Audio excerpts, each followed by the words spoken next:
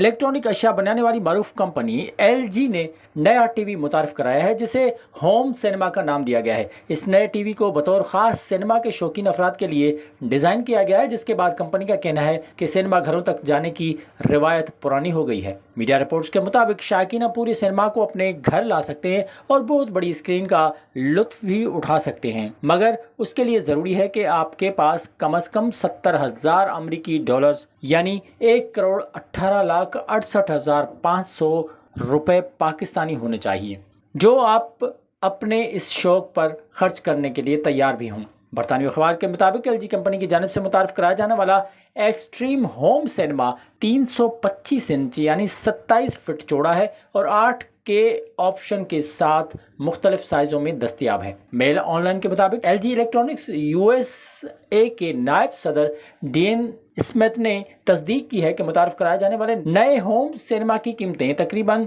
70,000 अमरीकी डॉलर से शुरू होकर 1.7 मिलियन अमरीकी डॉलर यानी 28 करोड़ 82,35,000 पाकिस्तानी रुपए तक होंगी। LG की जानिब से मुतारिफ कराया जाने वाला होम सिनेमा K2 4K और K8 कॉन्फ़िगरेशन में दस्तयाब है। कंपनी ने दावा किया है कि उनकी जानिब से मुतारिफ कराए जाने वाले एक्सट्रीम होम सिनेमा में शायकीन के लिए पॉपकॉर्न के अलावा बाकी सब कुछ है।